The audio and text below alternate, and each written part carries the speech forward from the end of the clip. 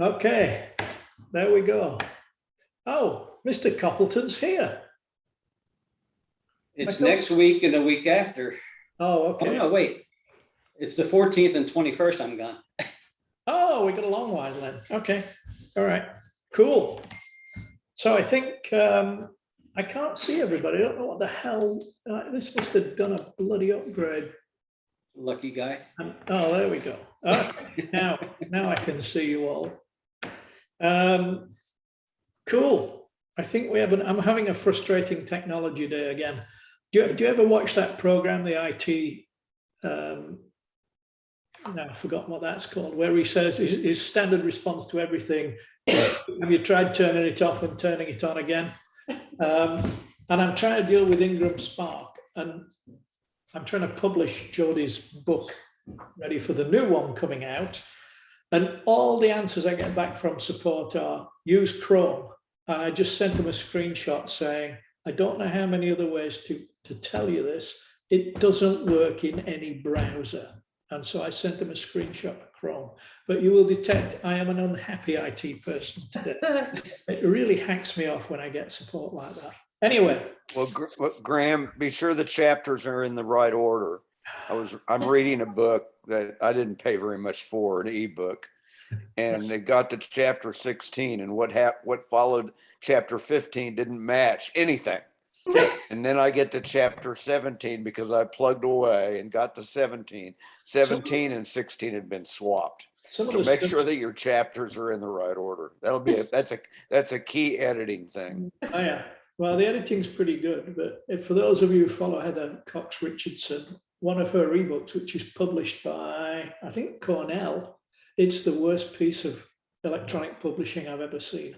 And she admitted that it was wrong, but they still haven't fixed it. It's Kindle. Anyway, there we go.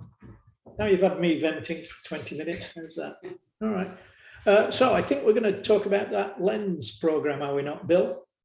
Yes, we are. We have no one new here, so we might as well jump right into it. Yep. And so did everybody watch it?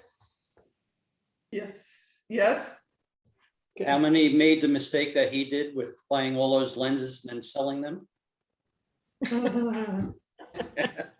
Or how about buying them, not using them, and still not selling them? So what do folks think? Questions, observations? Susan. Did I ask my question again? Sure. Okay. So I looked at it, and then I realized that I had bought a 75 to 300 millimeter Canon lens for my Rebel 2 from Ace. And I didn't know how it was different from the 70 to 200 millimeter lens that he was talking about for landscape photography. And then I decided to do a little bit of work 2 seconds before the meeting and looked in the B&H catalog and saw that the filter size is different. And of course, that doesn't mean anything to me. So my question is, what's the difference? And tell me what I have and what. It depends which lens. And Susan, before somebody jumps in and say, you don't need no stinking filter on your lens, let me put my pitch in for buying a filter. Well, there is a filter. It says it has that size filter on it. I don't know what that means. In B&H catalog. Well, it must have come with a filter. If it came with a filter, it's screwed on to the front of the lens and is removable. Oh, okay. So I just didn't know what it meant. Okay, yeah. So the primary. Well, but if it said that it needed or required a 77 or whatever millimeter filter, that may mean that it doesn't have a filter on it, and that if you wish to buy one, you just need to buy one of that size. Oh, okay. Yeah. See, look at the front of the lens. Yeah. And if there is a ring on the front that maybe if your lens is a Canon, the thing on the front of it may say Tiffin, it may say B&W, it may say any number of different things to indicate that and it should say on the filter, if there is one, what kind of filter it is: UV haze, skylight, clear, whatever. Okay, okay. See, I just thought maybe that would tell me something about a difference between them. So it's not. Okay. So what's Yeah. the question, Susan? Well, the question is, what's the difference between those two?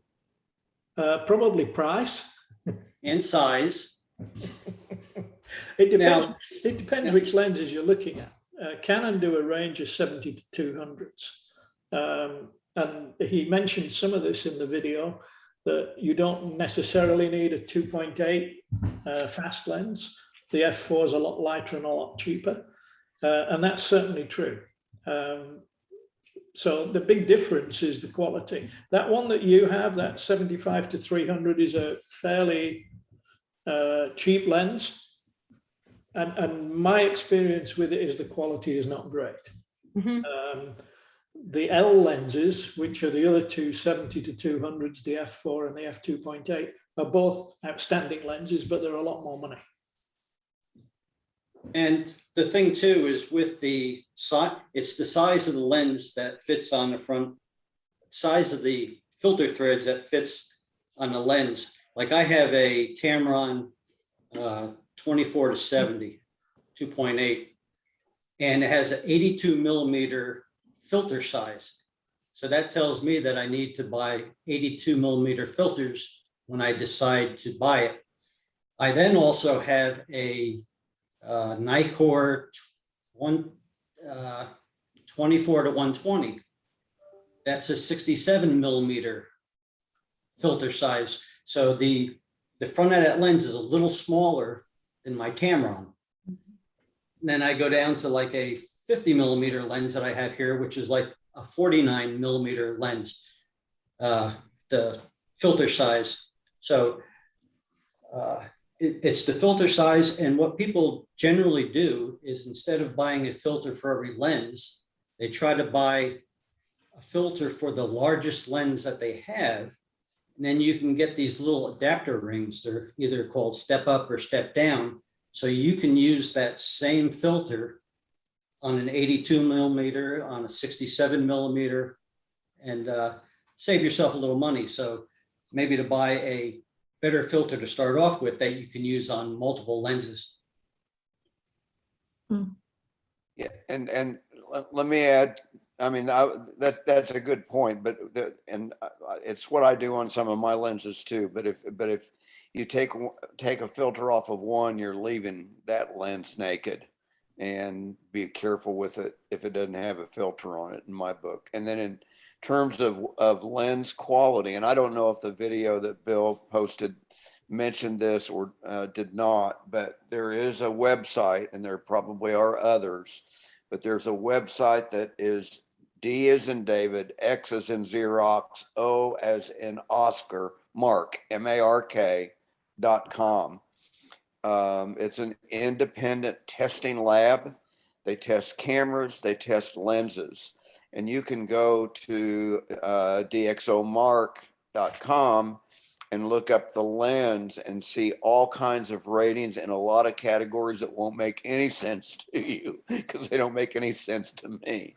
But a lot of optics information, and they give you recommendations. They give you bar graphs about lenses in a particular size or a particular brand. They do the same thing for cameras as well, and a lot of other AV equipment. But it's a go-to site for me, DxOMark, if you're looking at a new lens and want to see what their tests reveal in terms of its quality. So any other questions or thoughts about the video? Well, what's really important, I think, in the video is really trying to determine what lens you need is based on what you expect to use it for. I've gone through and bought way too many lenses and had to sell them. But what I've learned through my faults is that all that I need really is a wide angle zoom. I have a Tamron 17 to 35. It's a 2.8 through 4. So it's good for astrophotography, nighttime photography. And the fact that when I open up the 35, I can actually use it as a regular walk around lens as well. Then I have, and this is where I still have a dilemma, is my middle of the range. I have a 24 to 120 millimeter Nikkor that came with my D750 when I bought it. But then I also bought the Tamron 24 to 70, and that's a f2.8. And what I tend to feel is that when I use the 24 to 70, I wish I had a little more. Yeah, just a little more room. So I'm going back and forth with this, keeping either the Nikkor, which is an f4, which is lighter, like Graham said, than the 2.8, but it just gives me that little extra reach. And in my mind, I think, well, I have a Nikon D850, maybe the f4 is fine. So these are the kind of things that I've had to throw around in my mind, to try to figure out what I really need. And I've been on a path right now to try to minimize what I carry around and what I have, because there's just a lot of stuff laying around this house right now that doesn't get used. Well, and to hitchhike on that, there is an argument that the lens is more important than the camera. You can have a D850 or a high-end Canon and have a lousy lens on it, and you're not going to get as good of pictures as you might get with a lower grade camera and a more expensive lens. My drug dealer, in terms of cameras, has one lens that costs $6,000 for a lens, and he's crazy. But the idea with Dan is it's all about the glass, and I guess I've caught that illness as well. And the other thing that there's a debate about, well, and I don't really think it's a debate, it's a trade-off. And it's true that if you have a zoom, that you get more range with one lens to carry around. But there are a lot of people that believe that a fixed focal length lens is going to give you better quality photos than a zoom lens. One of the best lenses for a Nikon is a 50 millimeter 1.8 plastic lens that Nikon produced for a while that costs $50, and it gets rave reviews for portraits and for bokeh and all of that. And so again, if you're thinking about a new lens, think about how much you can afford and get the best quality glass you can get, and think about getting maybe one or two primes, single focal length lenses to use for portraits or for macro or whatever, rather than just have a camera bag that's full of zooms.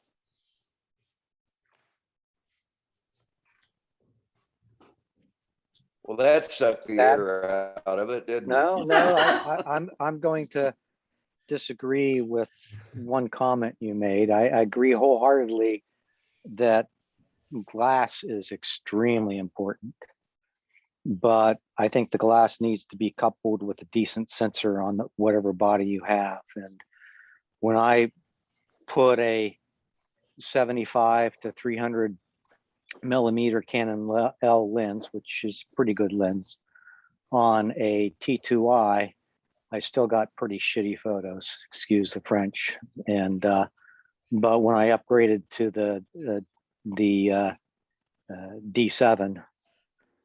Canon D7, that made a professional grade crop sensor, that made a world of difference. So you can't go too cheap on the camera body.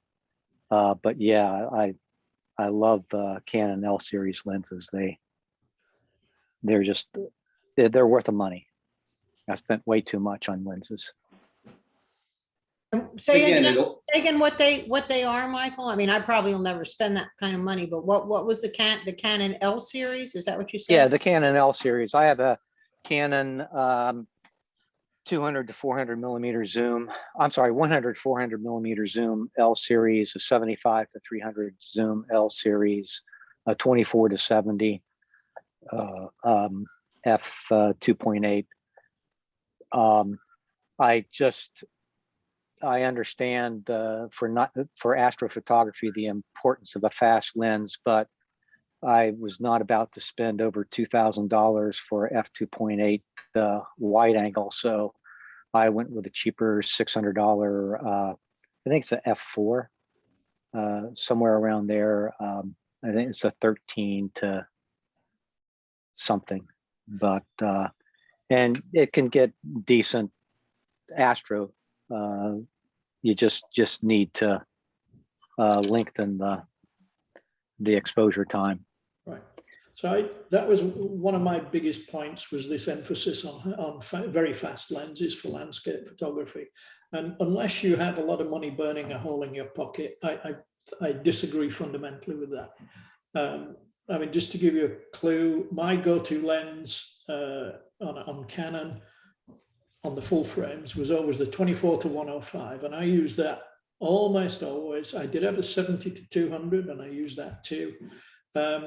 But the wide angle lens, I had the fixed focus wide angle lens, and it was 40 f4, only f4. So none of those, the 70-200 was fast, but boy, it's heavy. You get fed up of carrying that real quick. Plus, as Mike says, I think that one's $2,500. So, you know, the f4 lens that I used and the 24-105, you can pick up fairly affordable, certainly used copies. One I think was less than $400, the wide angle lens that I used. So I disagree with this speed in lenses, particularly on landscape, where you usually or should be using a tripod. So that was my biggest niggle with him. But he's also like a lot of the YouTubers. You know, they take 25 minutes to say what you should say in 5 minutes. That seems to be the vogue in YouTube videos right now, is fill it out for as long as you possibly can. But I thought there was some good stuff in there. I'm not sure it all related well to landscape, but it was an interesting video, I thought. Any other questions? Well, there's more on landscape coming, I think. Yep, right, just Bill? so that everybody's in the picture, we expect to do a lot around landscapes in October. So we're heading you in that direction of looking at things that might just help your landscape photography. Yeah, because the email that I sent out has the agenda for 2 meetings, because I won't be at the one 2 weeks from now. So I included 2 landscape videos as well as one focus video, just to, again, wet people's minds a little bit and see how it'll help with the challenge. Right. Okay, I've got Lightroom set up. So anybody else? Are we done on that topic? Other useful videos? Are you watching these? Okay, Beth's nodding. Cool. Looks like we're ready for some photos, are we? Sure. Oh, okay. Let's see what I can do here. Yeah, I know all of that. Thank you. Lightroom. Here we go. All right. You should have an image. Yes? That's Yes. mine. That's mine. Somebody, Bill, Mike said, ask Bill, what's the difference between a minimalist photograph and a photograph with a lot of Negative space. Negative space. And Bill said nothing, and I thought, well, okay, this thing doesn't have any negative space, but to me, it's a minimalist photograph. And well, maybe it is. Maybe the whole thing is a negative. But anyway, it's just something I had, and I really love it. And I have a little poem that goes with it, and it is: downtown Clover, gutter rendezvous, Big Sugar Coke and Sweet Little Mountain Dew.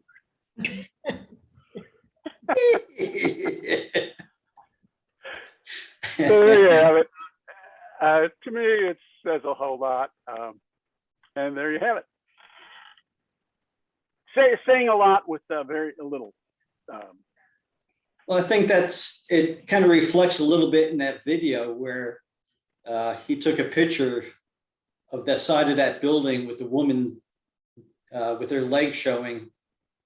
And then what he did is he cropped in and came closer to it to change it into a minimalist kind of image.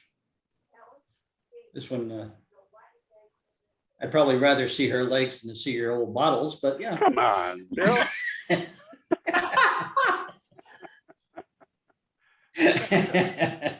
You're not looking at Sweet Little Mountain Dew there. Feedback for Tom? Comments? Now, was it meant to be out of focus? To be? Oh, it's just cropped down so much that it became grainy. But that seems appropriate Again, to go along with your poem there, it kind of makes you think, yeah. It's in the gutter. We should have all written a poem. With as a haiku, so it was Haiku, right. Yeah, minimalist poem. Yeah, That's a we'll problem. make that the next challenge. We'll make that the next challenge. You can't just turn in a photo without a poem. Yeah. Thanks, Mike. Yeah, that's great. Okay. But the problem is when you crop it down, this is my problem, but when you crop it picture down so tight, it gets, I'm out of focus. Maybe it's the lens, but I just can't, that woman that had a minimalist video that we saw, I don't know, a few weeks ago, and she cropped things down to such a fine degree, and then she was in focus during that whole process, and I'm not sure why that happens. I mean, is it the lens? Oh no, this is just I don't have a fancy camera or anything. I don't care if it's in focus. It's not in focus. Larry, So- if you shoot in RAW, it'll make a big difference when you Is crop. that right? Yeah. Okay. The other thing to do is just get closer. So, when you're looking through your lens and you're thinking, I might crop it down to that, well, just move up, and get closer in. Right. Okay.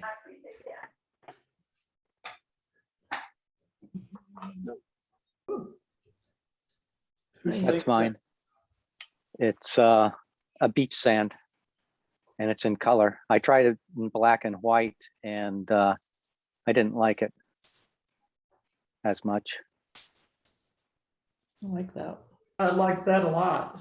Yeah, I like it. Yeah, Thank you. Really me great. too. Me too. What did you not like about it when you did it in black and white? To me, it just detracted from the image.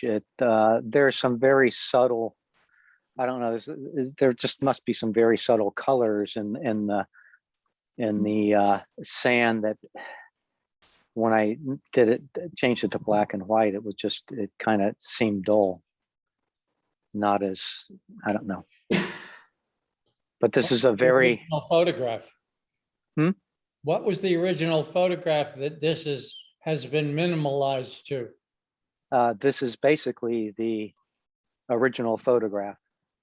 That wasn't the assignment, I don't think. I don't care. I mean, Good for you. I didn't care either, and I didn't No. do it. So I think it's no, I worth mean, noting it's that- to me, I like to take nature photographs, and to me, nature is very minimalistic in its feel to me. And I saw this beach, and it was untrodden, which is Rare. don't get a lot of wind-blown rivulets in it. So I got laid down in the sand with my camera and took a close-up of it. And so this is like Beth Cooper said, you know, if you want to crop, you could just move in closer if you wanted in focus. I mean, I moved in as close as I wanted and I captured the whole frame. The only area that if you look in the upper left corner, there's some little signs of some old footprints that are kind of wind blown that, you know, I cropped that out a little bit, but that's pretty much almost the entire frame. There's a little bit of cropping in. The cropping was done with my position with the camera. I think And Mike, I really like the photo too. And one of the things I like about it is how the really sharp focus at the front and the somewhat out of focus in the background just draws you right through that photograph. And Thank you. one of the things that's going to come up, I think, in landscape photography is something that is illustrated by this. And that is, if you have a really, really deep subject that you want all in focus, how do you focus? And on this, I think the picture would not be nearly as good if the whole thing was in focus. I think that the texture change, even the light gradation from front to back is what really, I'd sign this and put it up. I do have this framed in a large format. I printed it on a 12 by 18 and framed it. What settings to get? I have to go into my software to see that, but I will say thank you, Mike, for all that. And it was all accidental on my part. I mean, that's, you know, I'm still playing with you know, adjusting depth of field and stuff. And for some reason, this one just kind of worked out. looks like F9, Mike. F9. 24 to 70 lens, 320th of a second. And that's my D5, right? Or 5D. Canon 5D, I think. It's not telling us the camera not on the information. Looks like it would be, but I'm not sure. Hey, Mike, did you saturate the color in post-processing? No. I have a hard time doing, you know, a lot of pushing on saturation and stuff, because to me it can make a picture look artificial. And I just, I can go back in and check in my settings on photos on the Mac and see how much I pushed it. I'll push it a little bit, but I won't really push the saturation. I think it creates, to me, I mean, I'll play with it, but then I'll toggle it on and off because sometimes it just does too much. Now, Mike, this being kind of a horizontal, did you take any vertical where the lines were going up? No. Okay.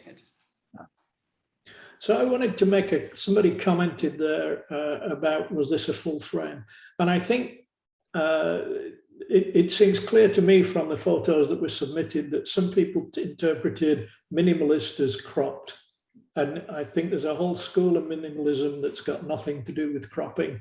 And I think Mike B's photo here is an excellent example of that. I think doing minimalism without cropping actually is much more challenging. And I think we've got some good examples here today, but I think a number of people interpret it as cropped. So I just wanted to let folks ponder that.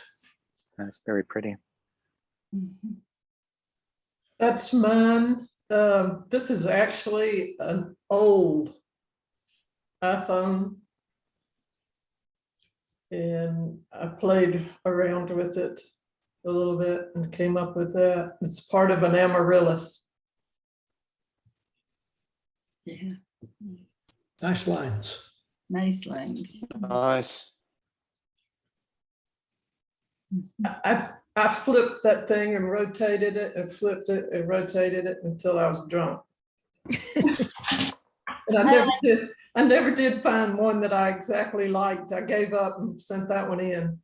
I think it's interesting, the petal lines are soft, and then you have that real hard edge down at the bottom. I think that's interesting.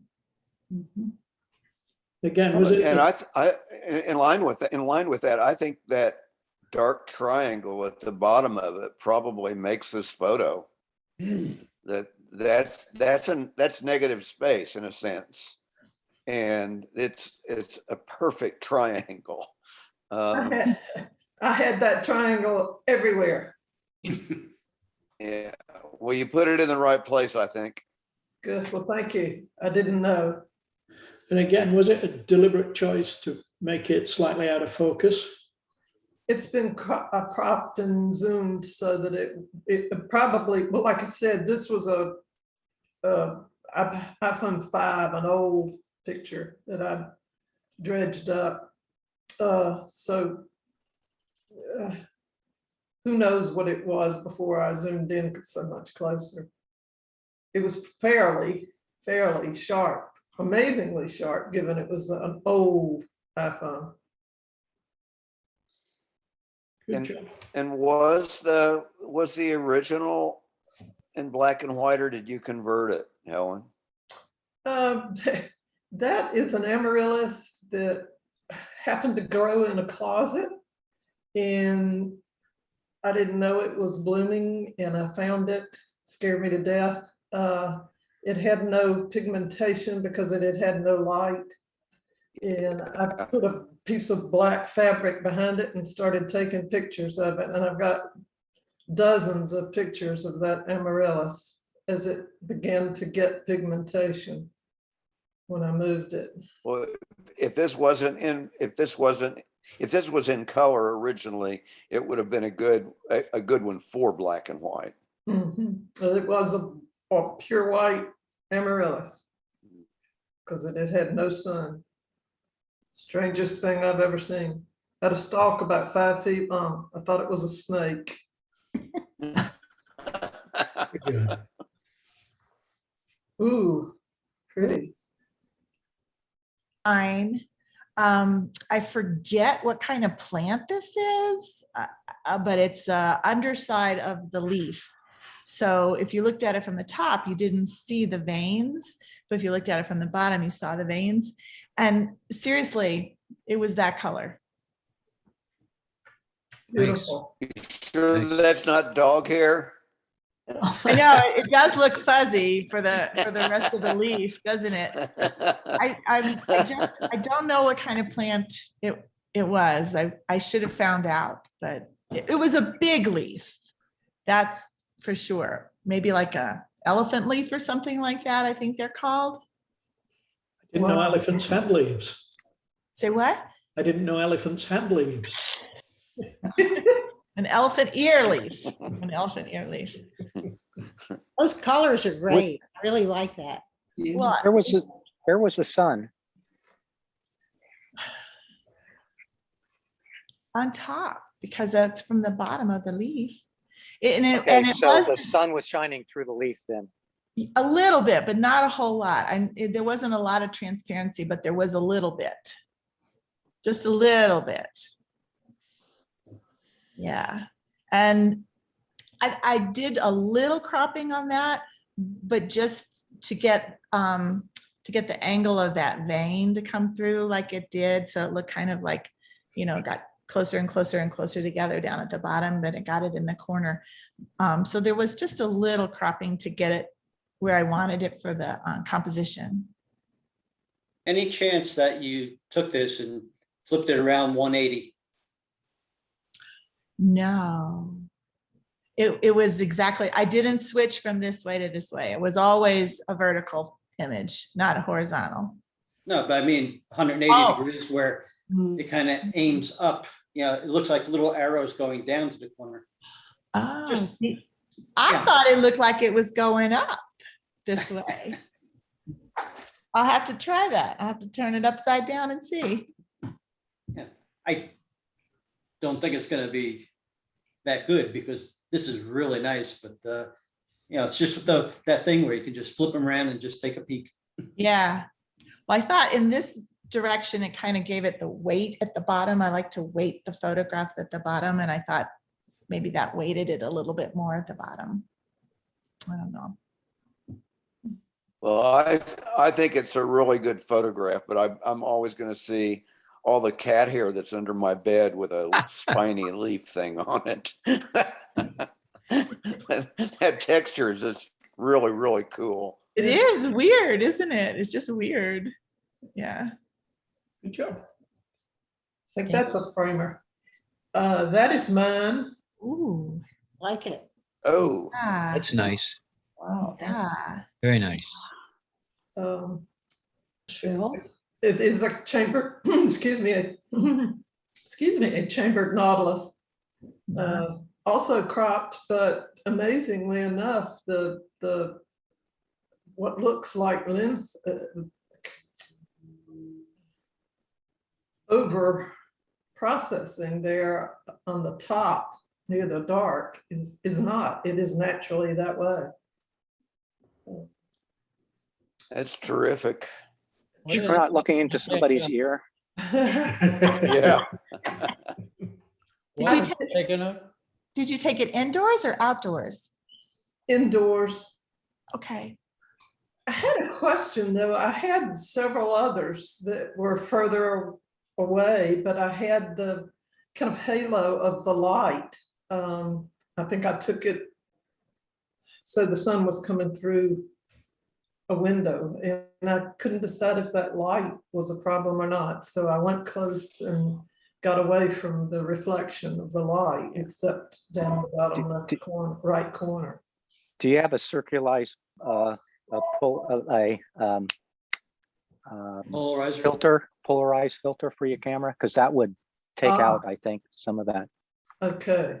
Okay. That's You might good want to know. try that. That might really make a difference in the shininess. Thank you. Okay. You know, Polarized. there's another thing that I don't think we have ever talked about as a group, and that is using, and I'm not going to get the term right, but pieces of cardboard or something to I think the right word is diffusers. There are a lot of diffusers that are opaque, that you can just hold at an angle to the light that's coming in to soften it, and that might. And I think this is a terrific photo. I'd be happy to own this one. But in other filter, a polarizer would probably help.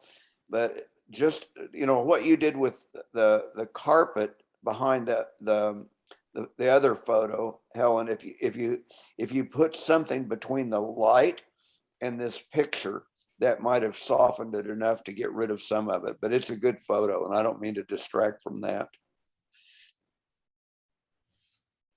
Thank you. Thanks for the suggestion. And Mike Blotzer, did you say diffuser? If you were looking on B&H, you would see, is that the right term? Yeah, I think so. Yeah, we just have to find out. Yeah. Well, it's like it would be like taking the sun shield out of your car window. Yeah. And using that as a block, but they make those that are more opaque, that let some light through, but not enough. And I want this picture too. That's mine. And this That's one, terrific. This one I did flip. I took it, it's the side of a building, and I took it looking up, but I flipped it this way for the image. So it's some of it is window and some of it is, so the clouds are clearly reflected in the windows, and then some of it was a shiny stone. And so some of it is reflecting of a building, I think. Well, it's, I didn't change, I mean, it was a gray building, so it's, I didn't mess with the color on this. That's either. good. well, as somebody that, my favorite thing to shoot is architecture, and this one's terrific, Thank you. really terrific. Gorgeous. And did you crop this at all at the bottom? Again, I crop for composition, so that really dark line that goes, in the middle of that triangle, it was higher up, and I cropped so that it would be lower down. So, it hit the, the squares, the 9 squares, the tic-tac-toe, I call it. And one of Two-thirds. the reason I ask, I would be interested to see it if, and I get your point about where you put the dark line. I mean, that's about on a third, which is a good deal. But this line that comes into the bottom left-hand corner, I have this thing with having lines like that run right into the corner of the picture. You And like I would them be to- interested. to Yeah, have it, yeah. yeah. Left bottom.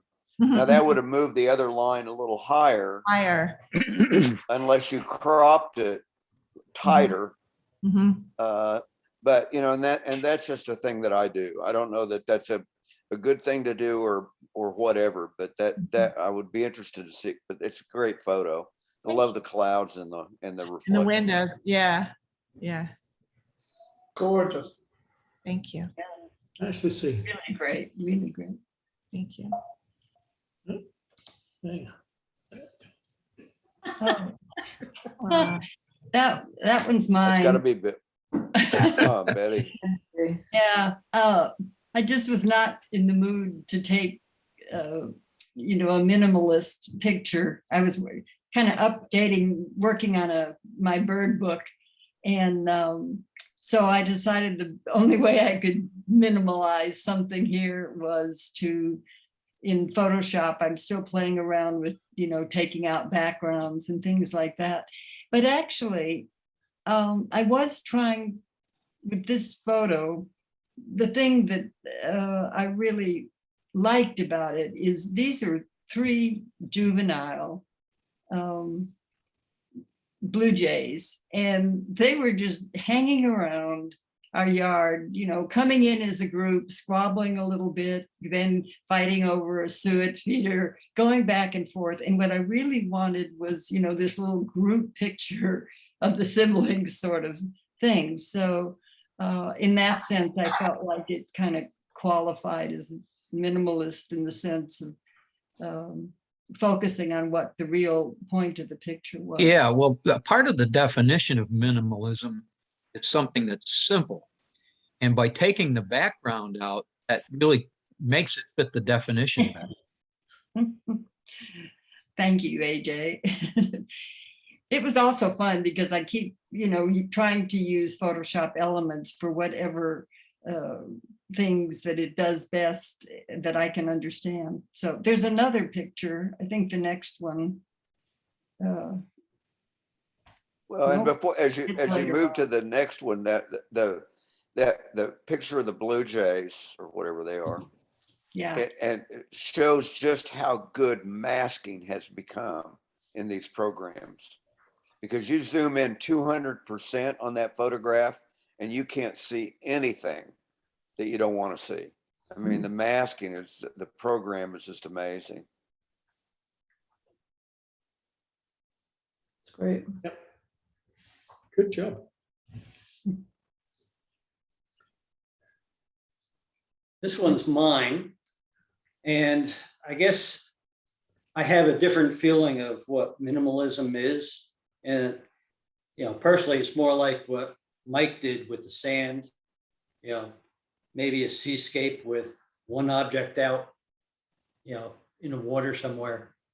But what I kind of got from the video is I like the idea of what she was saying. It's a picture of something, or it's a picture about something. And I took this image probably about 2 weeks ago when we're out to the mountains. But Graham, go to the next one, because I see this a picture of. Now, this is a picture more of about. This is the bee that's inside that other image that you just saw. Wow. So now we're focused on something much more simple, less distraction and focus. So this is about the flower and the bee, where the other image was about something, very confused. Very nice. And this is a crop of the other one. I didn't get closer. This was Did you what do was that? able. Did you have to use your AI program to sharpen it or no? I used it a little bit, but it didn't do a whole lot.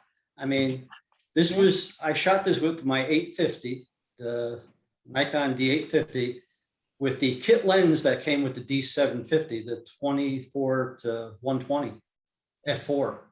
So Very nice. yeah. Yeah. The only thing I could have done is cloned out that Bill, little dead thing on the bottom.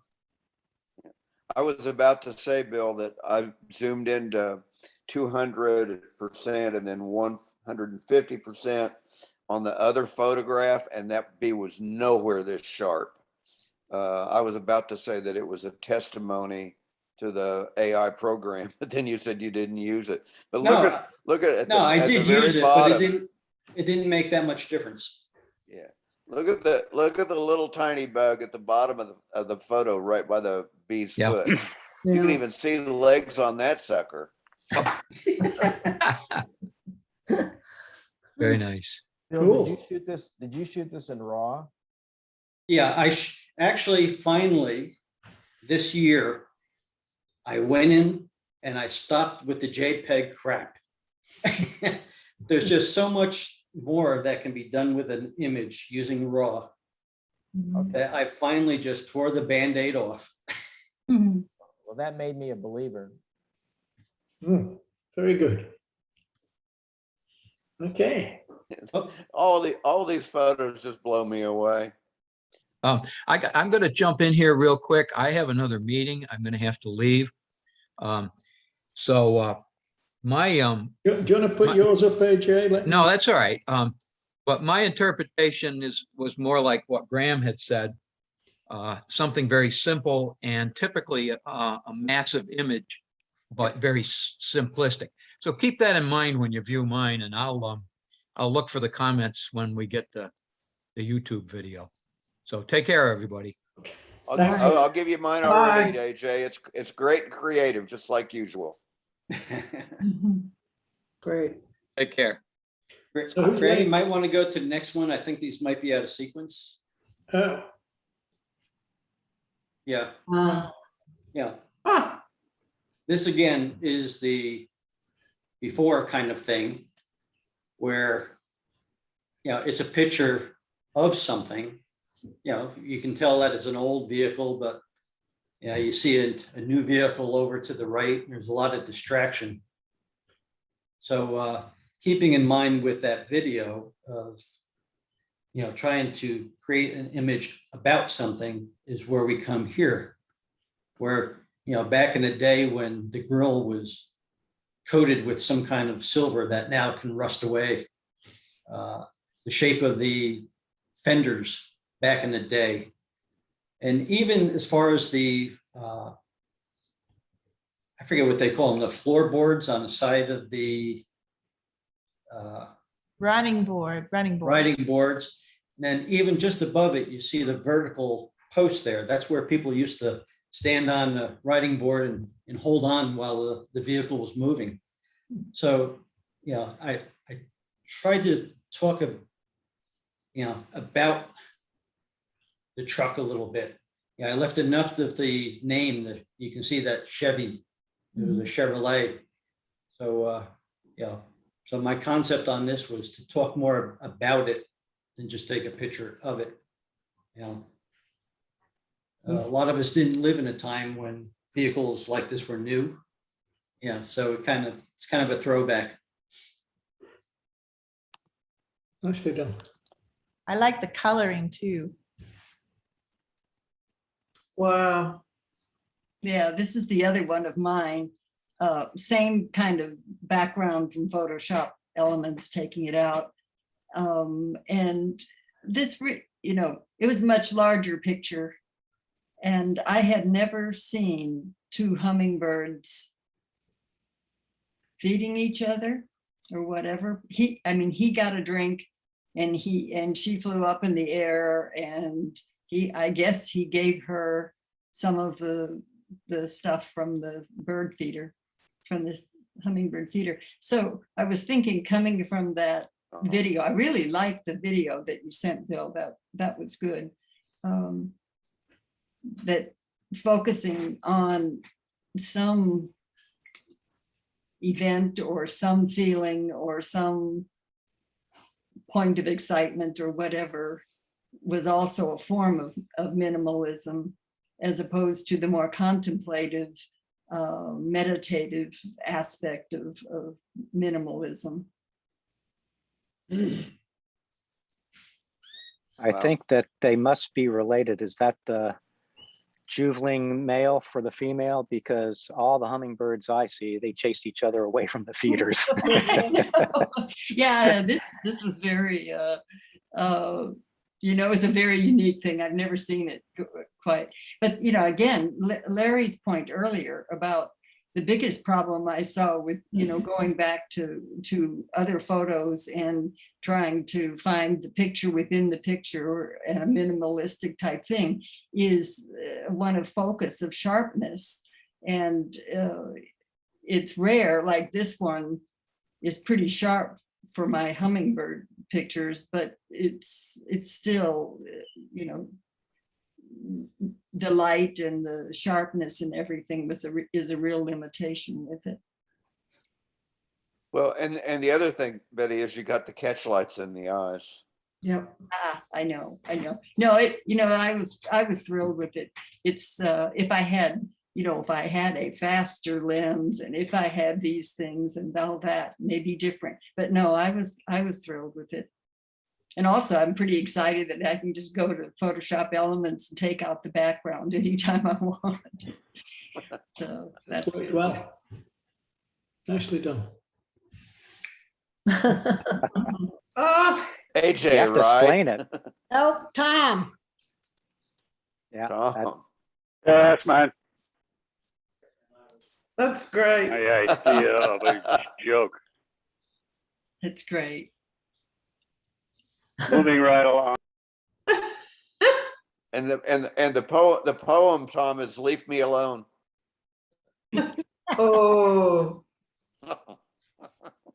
Make like a tree and leaf. How did you get the color on the leaf? Oh, I don't know. And just messing around with it. Because it's a in great, post processing, obviously. Pardon? it's a I'm sorry, what? great color combination. I mean, Yeah. makes- Well, I think they are complementary opposites. I think, sort of. Yeah. RGB, CMY. No, they're not you. So I don't know. I can't remember. I just messing around with colors and thought, oh, I like that one. Mhm. that's fun. Cool. Good. Okay. It's full frame. Okay, this is mine. And I realize it's just sort of centered. I'll actually show you. Oh, no, I guess I can't show you. My husband, who passed away a couple of years ago, did Japanese carpentry, and this actually came from an antique store. It's part, I don't even know what this piece is. It was probably some part of some furniture. And I took this, and actually, I did not turn it into black and white, but the light was such that it was dark. So I realized this is kind of different from what other people have submitted, but any comments or? It's I would unique. say the crop is perfect. Yeah. And you're looking out you're behind it and the sun is on the other side? It's actually in a window in my house. And so when I pictured, it was, the window was outside, and it just luckily kind of ended up being blurry. And on the very bottom left, I did a little bit of using a painting brush tool because it was a little dark. Wow. I think one of the things about it too, although I don't know if it comes through in the photograph, is that, you know, this was carved, and in a sense, what you see also are the imperfections. If you look really closely, like you see on the bottom that it's not quite symmetrical, and even the leaves and things like that. I like that. Beautiful. It's like wabi sabi. Mhm. I'd love to see a picture of the whole thing. I have it here, but when we get back to all of us, I can, well, I don't know. You can see a little picture of me. It's right here. Can you see it? Oh, Oh, yeah. very good. Ah, That's what it is. Huh. Very good. Oh, how interesting. it looks like a chair back. Uh-huh. Mm. Nicely seen. Ooh, And this is my other one. I kind of had, it took me a while to do this sort of minimalism thing. But anyway, this, when I drive my car, there's this weed sticking up, and it's about 5 feet tall. And I looked at it and I thought, well, I'm going to take a picture of that for minimalism. So that's the picture of it. And then Yeah. I darkened the background, and I have to confess, I didn't use a mask. I used the clone tool to make it black, but I probably should have used mask to make, I don't know if you can tell that it's not, the black background isn't completely. Yeah, it works. Yeah. That was a lot of cloning. that is really nice. I like that. Very good. Yes. Excellent. Thank you. Okay. This is mine. And I guess when I started out on this challenge, I took a walk down the Creekwood Trail here in Farrington with my iPhone, and kind of did some,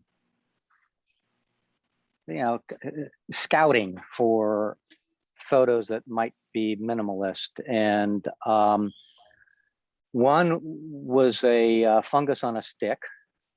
One was a maple leaf, which this is, with the sun shining through. And I had some others in there. But I have to say, Betty, I like you, I'm new to masking. And I decided to use a mask to clone out the background and stuff on the fungus, but I couldn't get back to the fungus. The stick was moved when I took the good camera, and nowhere to be found. So the quality with the iPhone I didn't like, but I like the concept, and I put this one in specifically because I'm not sure if it's minimalist to you, but in a way it is minimalist to me. It's a maple leaf that appears to be transitioning in color, probably because of some kind of fungus. I don't think it's a little bit too early to change color for the season end. But this one I took with a macro lens. I brought the tripod out last week, and in the early morning sun tried to get some better shots, but I need to work it more. But so that's basically, it's the levels and the curves are pushed a little bit to bring out the colors. I think the focus is pretty good. I think part of what appears to be maybe out of focus on the veins in the leaf is the just the strong sunlight coming through from the other side.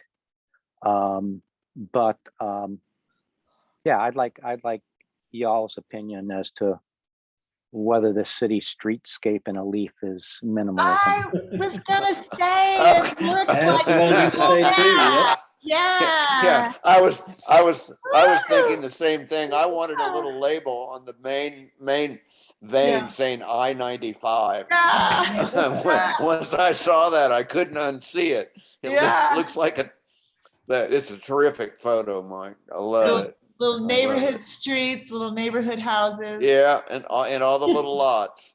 Yep. Well, I am, Did you I'm- see that too? When you took it? Did that strike you I- too? I didn't see it when I took it. I saw it as I was in post-processing, but I don't, I'm fascinated. The reason I asked you about your leaf, Beth, is I'm fascinated with leaves and also with the sun coming through on the other side.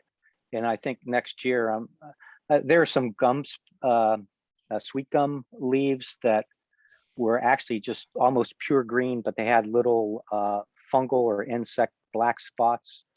But I'd like to get those in the spring when they're just fresh and new and unblemished, and just pure green with white veins. But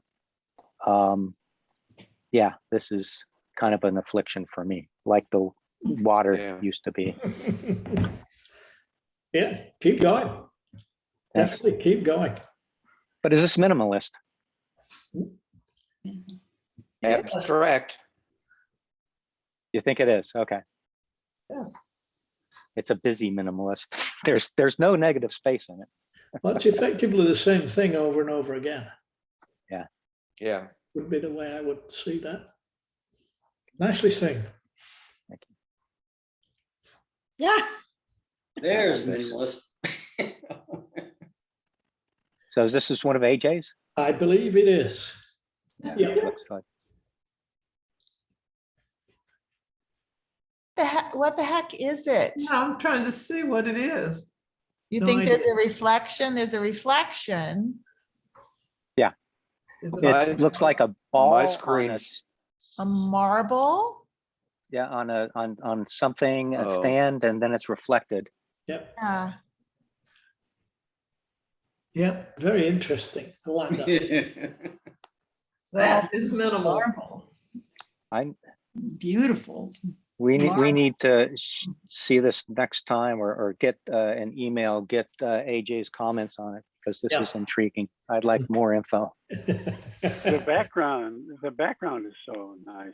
I wonder how he did that.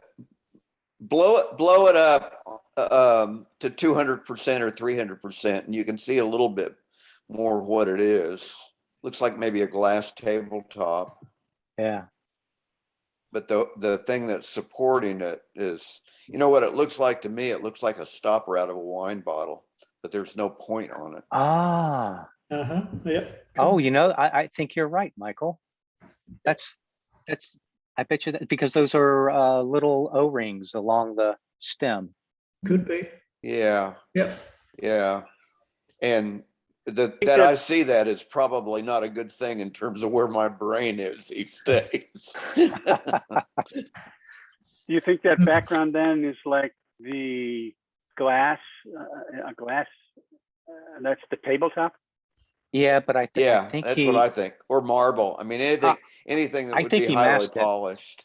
I think he masked. He had it on a reflective surface, and then he masked the total background out, and added a new background. It looks like there's a little schmutz down at the bottom down there. Schmutz. Smudge? Smudge? The Oh. Yiddish term for crap. Oh, The spots on the bottom. Well, if you look at the top left hand of the ball enlarged, there's a lack of definition up there, which makes me wonder if it was cloned. Because the reflection doesn't show that. Looks to me like maybe the lighting was a little bit different, but. How are you enlarging? Well, I don't, up under view options, I don't know if that's what you see. I'm on a Mac, but if you look at view options on the top of my screen, you've Oh, got the yeah. choice between fit to window, etc. Ah, Thank you. I just learned that. Oh, I see. When you enlarge it, it's like something, yeah, it wasn't okay. And you can't, masked if you, out. on a Mac, if you click and hold, you can move the image you've enlarged around. So you can, if it's not showing the whole object, you can move it. Yeah, with the hand. Okay. Cool. I hadn't figured that out on Zoom on this. I think you've got us Yeah, I again. think this has AJ. got to be a cork. This has got to be a cork. Okay. AJ with his drone. I guess. Yeah, this is AJ with bet his that's- drone. That Yeah, is the awesome. cows. Oh, Oh, the the Belties. cows. That is- You should look at this. This is cool. I really think that's cool. Mhm. And he put it in just the right, spot where the X is. third and third. It's like a topographical map. Third from the top, third from the Yeah, right. It's a drone picture. Yeah. Excellent. AJ's pulled them out again. Amazing. When were those cows ever that clean? And remember when there was a lot of cows. If Yep. you've noticed, they're dwindling. Yep. Cool. Okay. Guys, I have to, Oh. I have to go. I love this one. I'm gonna have to go though. I'll see you next time. Hi. Hi. Hi. Bye. Who's this? This one is mine, and I forgot how to do the way you're supposed to do with the background and with the mask and all. And so I did it piece by piece, and then I ran out of time. So I will start over and do that correctly, but I thought it was interesting. Almost looks like you took it with a flash at night. I did. Yeah. But, Okay. but the background still showed. So I wanted it to be black. And so, as I said, I forgot how to do it correctly. And I've just gotten Lightroom, and I'm learning, not Lightroom, Essentials, and trying to learn it. And I did this the cheap and dirty way. Yeah. Because I couldn't remember how to do it The the hard right way. way. Yeah, I did it the hard way because I was too lazy to have to go upstairs and find the book and learn how to do it the right way. So I'm going to do it the right way. Definitely worth It's it. nice though. Thank you. Very nice. That's an excellent one. Okay. Beautiful. Colors. Anybody laying claim to this one? Yeah, I don't know if it meets the definition. But, and again, I came in so close that I lost a little bit of clarity. But the yellow really intrigued me, and the little white curlicues. I love the color. Mhm. Beautiful combination of colors. I used an extension for my so plus the wind was blowing and blah blah blah, you can make many excuses, but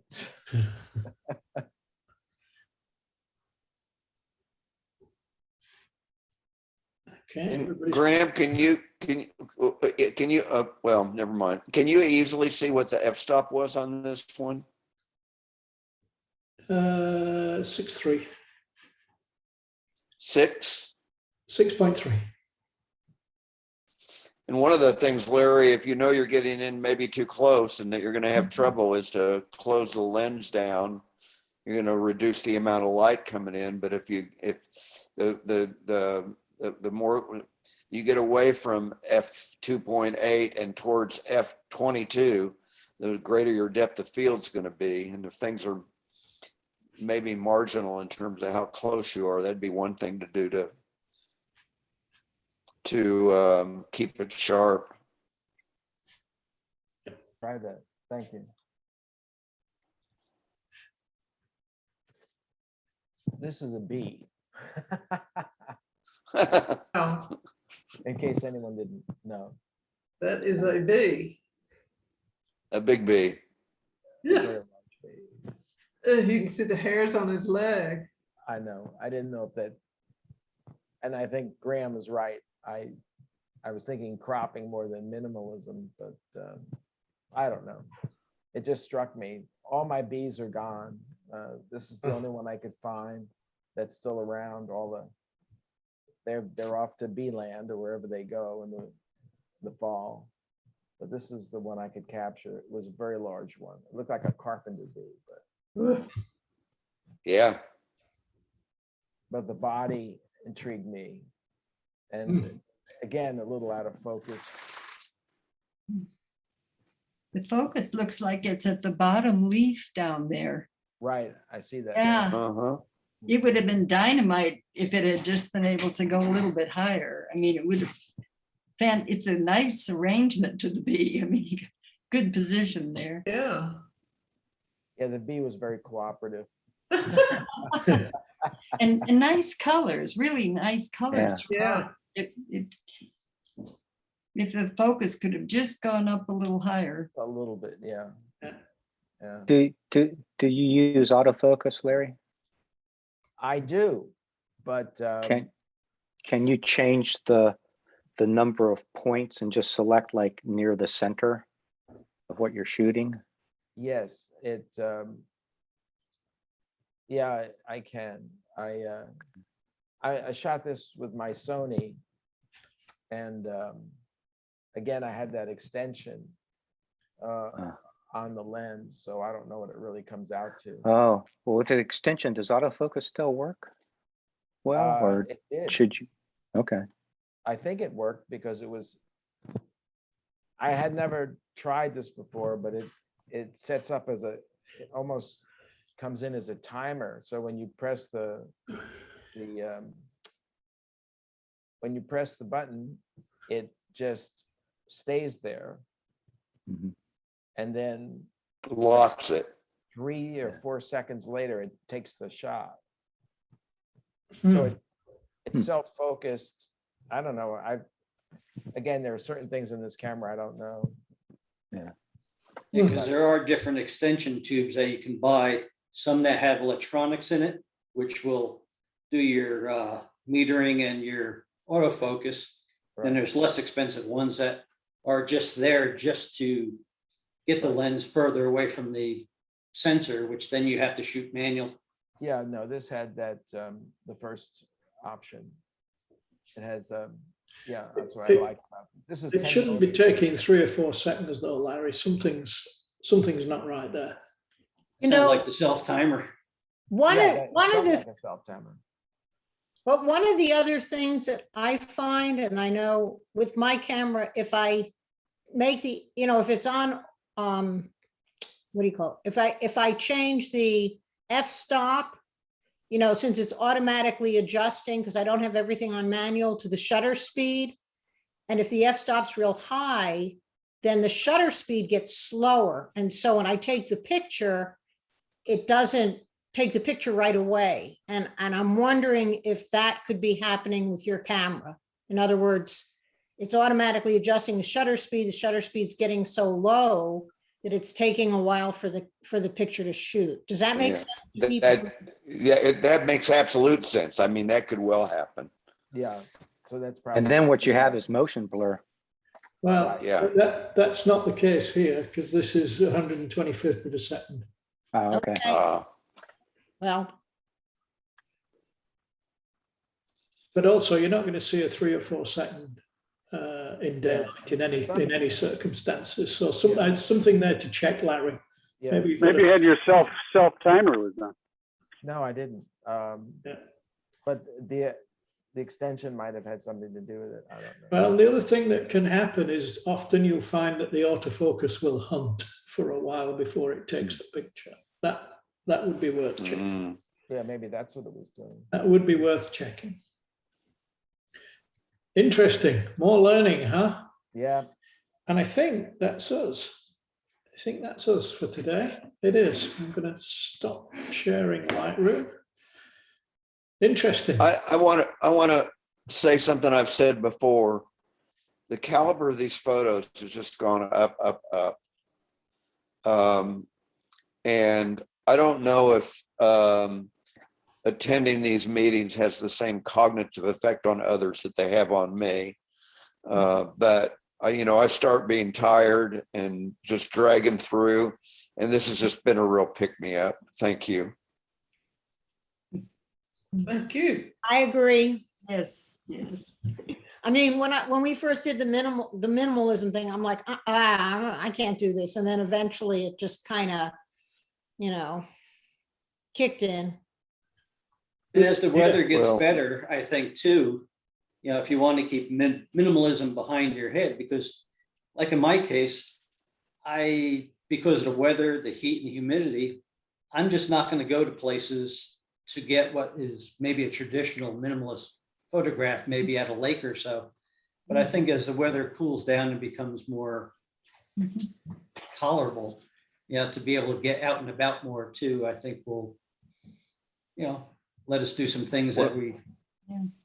My mind, I'm looking at that video from that Canadian woman that was taking minimalism. I think, Bill, you shared that. And she was in like Santa Fe and was taking these wonderful shots of these old adobe churches, and then pulled in really tight to a window. And I thought the other shot was great, but she pulled to meet that requirement of minimalism. She pulled in really tight to that. I don't know if you remember that, to that one window with the sun on one side and the shadow on the other. I thought that was perfect. Yeah. Well, there's an old adage about one of the fundamentals is get in close. And the other way of saying that is that the best zoom is at the bottom of your legs. The foot zoom. Yeah. So thank you all. Have a good rest of your week. All right, guys. Thank you. Bye-bye. Thank you. Thanks for all the submissions. Always Bye. interesting. Take care. Bye. Bye.